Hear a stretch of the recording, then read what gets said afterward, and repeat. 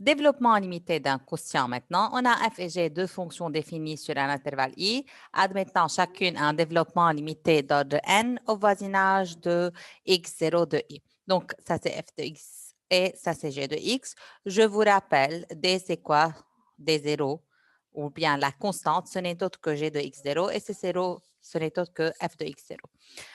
Il y a deux méthodes. Première méthode, développement d'un quotient. Si, de plus de ces hypothèses précédentes, on a que g de x0 est différent de 0, donc la constante, elle n'est non nulle, alors f sur g admet un développement limité d'ordre n au voisinage de x0 et ce développement est obtenu en calculant le développement limité de 1 sur g et puis le produit comme on a fait avant, donc le produit de f fois 1 sur g. En effet, on a g de x, donc on a dit la constante c'est g de x0, plus le polynôme, plus le reste. Donc 1 sur g c'est quoi? 1 sur cette partie-là, on factorise par g de x0. Pourquoi? Parce qu'une fois qu'on factorise par g de x0, on va aboutir à 1 plus un polynôme. Ce polynôme, si x tend vers 0, ce polynôme-là va tendre vers 0. Donc, on va avoir le développement de 1 sur 1 plus, si vous voulez, u, avec u qui tend vers 0 lorsque x tend vers x0. C'est quoi le développement limité de 1 sur 1 plus u? Ça, c'est la somme d'une suite géométrique de raison moins u, dont le premier terme, c'est 1. Je vous rappelle, pour savoir le premier terme, il suffit de remplacer u par 0. Donc, 1 moins u plus u2 moins U3, etc. Donc, U, c'est cette quantité-là. Donc, on va obtenir 1 sur G. Ce n'est autre que le développement limité de 1 sur 1 plus U. Pas de 1 sur G, toute la fonction. Donc, ça, c'est 1 sur 1 plus U. 1 moins U plus U2 plus moins, etc. Cette quantité-là, c'est au lieu de celle-ci. Pour U, on remplace U par Pn x moins x0 sur g de x0. Et on a, n'oubliez pas, 1 sur g de x0. Ça, c'est la constante.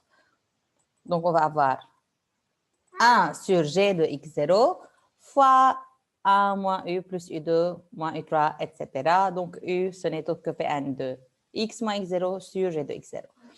Il ne faut pas mémoriser cela, mais la méthode, juste la méthode, quand on a la méthode 1, si on a, par exemple, développement de tangente, tangente c'est quoi? C'est sinus sur cosinus à l'ordre 4. Sinus a un développement limité, cosinus aussi. Comment on va faire cela? Donc, sinus, c'est x moins x3 sur 3 factoriel, plus x4 epsilon de x.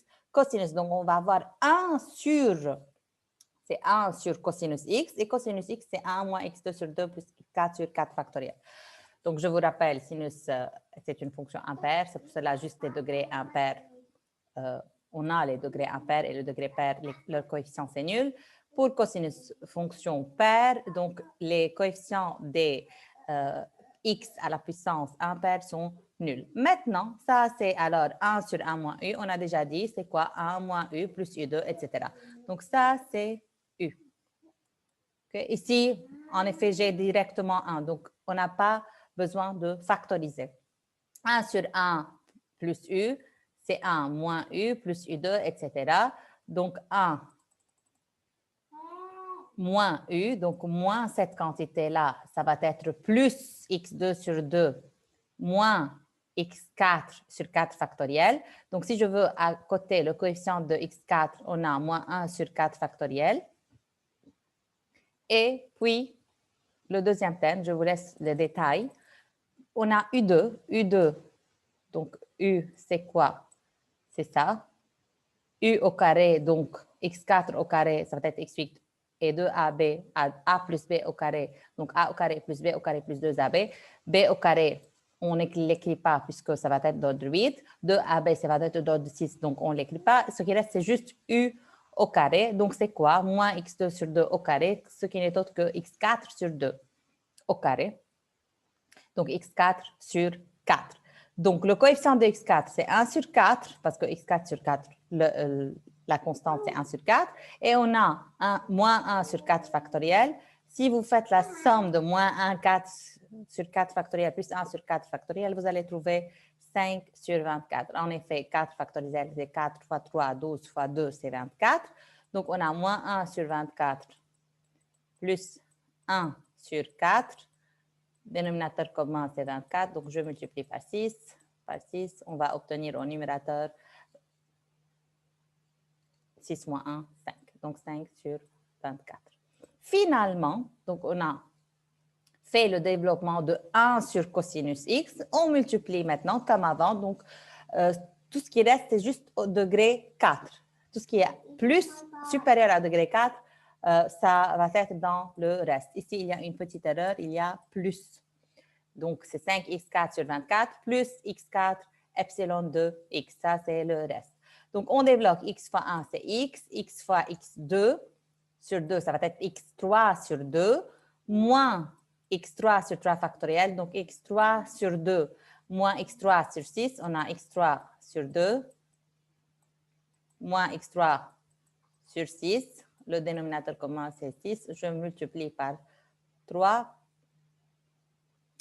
ça va être 3 moins 1, donc 2, désolé, 1 moins 3 moins 1, 2 sur 6. 2 sur 6, ce n'est que 1 tiers. Donc, ça, c'est 1 tiers x3.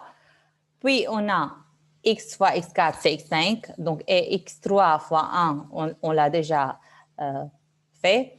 Et x3 fois x2, c'est x5. Donc, c'est tout ce qui reste.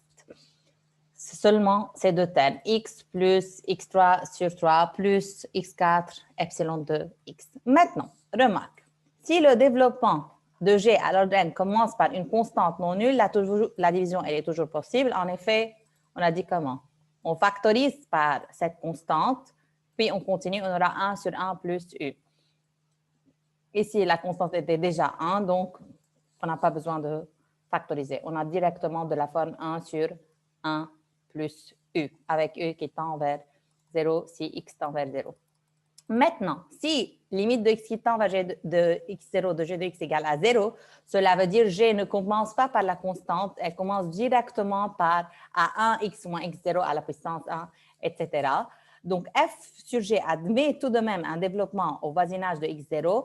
En effet, si le développement de g commence par akx moins x0 à la puissance k, donc ça c'est le premier terme non nul, du développement limité de G, donc tout ce qui est avant c'est 0, alors la division est possible si et seulement si le degré du premier terme du développement limité du numérateur, si vous voulez, ici ça manque le numérateur, est supérieur ou égal à k. Donc pour faire cette méthode, il faut que le développement limité du numérateur, le premier terme, doit être supérieur ou égal au premier terme du développement limité du dénominateur. Dans ce cas, pour avoir un développement d'ordre n de f de g, il faut calculer le développement limité de f et g d'ordre n plus k. Et on garde les termes inférieurs ou égaux à n. Ici, l'idée c'est quoi? Si g, je donne un exemple, le dénominateur commence par x, ok? X à la puissance 1, il n'y a pas une constante avant. Donc, cette méthode est valable si le numérateur, le premier terme du numérateur, du développement limité du numérateur, commence au moins par x à la puissance 1 ou x au carré ou x au cube, etc. Donc, si j'ai x1 en haut plus après x2, je m'en fous de ce qui reste, cette méthode, elle est possible parce que le degré du numérateur, du premier terme, il est supérieur ou égal au dénominateur. Par contre, si par exemple, le numérateur commence 1 plus x2 et le dénominateur commence par x plus x3 par exemple, là, cette méthode, on ne peut plus faire cette méthode, donc c'est plus possible de trouver de cette forme parce que le dénominateur commence par x à la puissance 1 alors que le numérateur commence par une constante, donc ici le degré c'est 0, ici c'est le degré 1, donc c'est pas possible. Et finalement, si le dénominateur commence par x et le numérateur commence par x4 plus x5 plus etc., la division elle est possible puisque ici le premier terme c'est 1 de degré 1, ici de degré 4, donc la division elle est possible. Maintenant, il y a encore une chose. Lorsque vous dites x4 sur 4 sur x, par exemple. Puisqu'on divise par x, donc on va perdre un degré et le résultat va être d'ordre x3. Donc, si c'est pour cela, si on veut d'ordre n et le dénominateur commence par k d'ordre k, alors il faut ajouter n plus k pour pouvoir aboutir à un développement limité d'ordre n de la fraction f sur g. J'explique cela en utilisant l'exemple 6.7. On veut le développement limité de h de x qui est ln sur de 1 plus x sur ln de 1 moins x à l'ordre 2 au voisinage de x. On a déjà le développement de ln de 1 plus x. Regardez ce qui se passe si on fait tout simplement à l'ordre 2. ln de 1 plus x, c'est x moins x2 sur 2 plus x3 sur 3 plus x3 epsilon de x. Ça, c'est à l'ordre 3. ln de 1 moins x, c'est cette formule pour l'ordre 3. Si on utilise seulement à l'ordre 2, h de x, ça va être donc x moins x2 sur 2 plus x2 epsilon de x, ça c'est le numérateur à l'ordre 2, et le dénominateur moins x2 sur 2 plus x2 epsilon de x. Donc ça c'est ma fraction. Maintenant, toujours rappelez, il faut simplifier avant de faire la méthode 1 sur 1 plus u et faire le développement limité. Pourquoi? Parce que ici, je peux faciliter le calcul. G sur x, donc je peux faire deux choses. Je peux simplifier par x le numérateur et le dénominateur. Donc, je veux obtenir 1, ici moins x, x2 epsilon de x, ça va être x. Et le dénominateur, je simplifie, ça va être moins 1, moins x2 sur x sur 2 plus x epsilon de x. Et finalement, juste pour faciliter les choses, pour avoir plus, donc en haut, ça va être moins, plus, moins. Donc, je m'en fous pour le signe du reste. Donc, dans ce cas, regardez. Maintenant, c'est facile, je peux continuer. Ça va être moins 1 plus x2 et je multiplie par 1 sur 1 plus x sur 2, si vous voulez. Je vous laisse la tâche de faire le calcul. Ça, c'est 1 sur 1 plus u, donc on peut faire comme avant. Mais qu'est-ce que vous pouvez remarquer? Ce n'est plus d'ordre 2, c'est d'ordre 1. Pourquoi c'est d'ordre 1? Parce que j'ai divisé par x. Ici, ça commence par x à la puissance 1. Donc, je veux perdre un degré, si vous voulez. C'est pour cela, puisqu'ils veulent d'ordre 2 et mon dénominateur commence par un terme d'ordre 1, j'ajoute cela, comme ça 2 plus 1 c'est 3. J'aurai 3 au numérateur, 3 au dénominateur. Donc, je reprends le numérateur d'ordre 3 et le dénominateur d'ordre 3. Comme ça, lorsque je simplifie par x, ici c'est t d'ordre x3 epsilon de x, ça va devenir d'ordre x2 epsilon de x, et c'est ce qu'ils veulent. Donc, c'est pour cela, à chaque fois que vous avez une fraction, commencez par le dénominateur pour savoir à partir de quel degré le développement limité de dénominateur commence. S'il commence par 1, donc, et ils veulent alors 2, il faut faire 1 plus 2, donc 3. Si, par exemple, je donne un exemple, si le dénominateur était comme ça, x2 sur 2 moins x3 sur 3, et ils veulent alors 2, il faut faire 2 plus 2, parce que mon dénominateur commence par un terme d'ordre 2, et alors je dois faire le développement limité du numérateur et dénominateur d'ordre 4, etc. Si le dénominateur commence par x3 sur 3, il faut faire le développement du numérateur et du dénominateur jusqu'à l'ordre 3 plus 2, 5. Je répète pourquoi, parce que puisqu'il commence par x3 et je divise par x3, donc je veux perdre ce x3 si vous voulez. Je veux perdre le degré 3. Donc ça va être 5x5 comme ça sur x3, ce qui me donne x2. Mais bien sûr, si le numérateur il était ln de 1 plus x comme cet exemple-là, et mon dénominateur commence par x3, donc si c'était comme ça, la division n'est pas possible. Ici commence par un 3. Pour que la division soit possible, il faut que le numérateur commence par un ordre égal ou supérieur. Maintenant, on continue. Donc, j'écris sous la forme de numérateur fois quelque chose 1 sur 1 plus u pour pouvoir faire la méthode qu'on vient d'apprendre. Et ici, je répète, on a simplifié par x et on a changé le signe. Ici, moins, moins, moins, donc on a fait plus. Et au numérateur, on a changé le signe, moins, plus, moins. Donc, comme on a fait ici. Maintenant, on a écrit sur la forme de f fois 1 sur g avec, on a 1 sur 1 plus u. Ça, c'est U maintenant. Le développement de 1 sur 1 plus U, ce n'est autre que 1 moins U plus U2. Donc, 1 moins, ça c'est U, plus U au carré. Et vous pouvez directement, pour ne pas à chaque fois écrire le reste, vous pouvez mettre le reste à côté. Donc, ça ne change pas si vous avez mis ici directement le reste ou bien 2 fois. Donc, juste pour faciliter la tâche. Et vous avez vu, j'avais d'ordre 3, puisque j'ai divisé par X, j'ai obtenu d'ordre 2. Et c'est ce qu'ils veulent, d'ordre 2. Donc, c'est pour cela qu'on était obligé d'ajouter le degré pour le numérateur et le dénominateur. Maintenant, donc, si vous تعودتوا على الشغل فيكم دغري تعرفوا شو رح يبقى من هيدا الترم اللي هو او كاري، نحن بدنا دوردر 2 دونك هون بيبقوا مثل ما هن، هون a plus b au carré a au carré رح تبقى دونك c'est x2 sur 4 b au carré لا رح تصير دوردر 4 et 2ab donc رح تصير دوردر 3 كمان ما بدنا اياها نحن بس بدنا دوردر 2 donc on va juste avoir ces deux termes là donc moins x2 sur 3 parce qu'on a moins et ici x2 sur 4 plus x2 epsilon de x.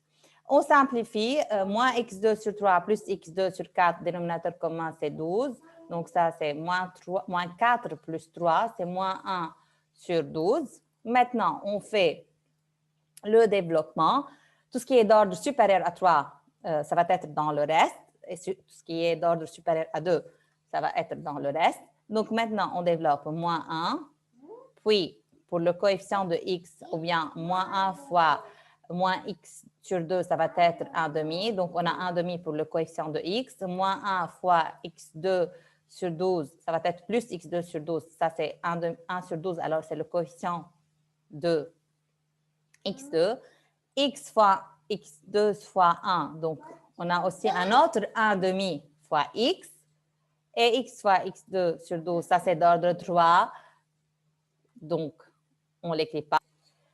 Puis, on a moins x2 sur 3 fois 1 moins x2 sur 3.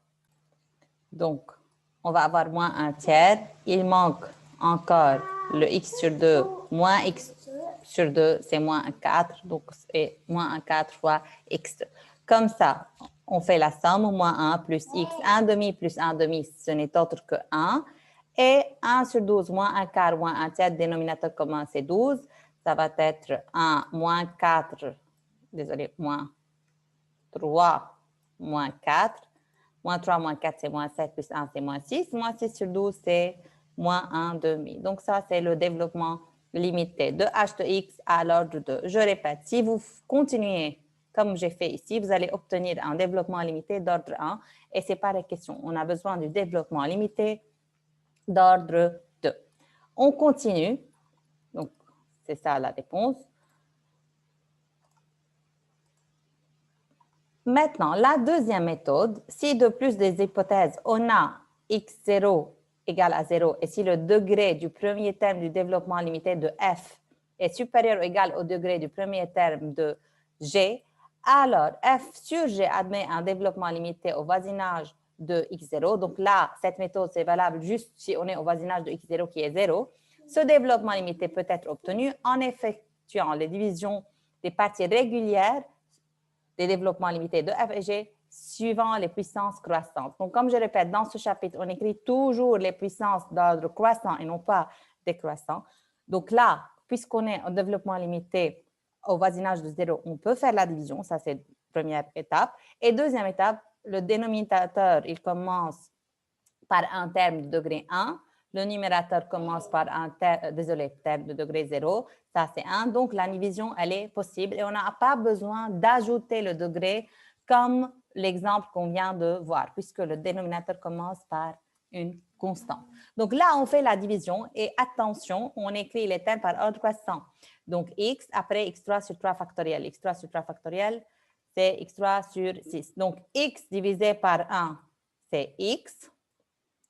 X fois moins x2 sur 2, c'est moins x3 sur 2. X fois 1, c'est x. Je fais la différence. X moins x, c'est 0.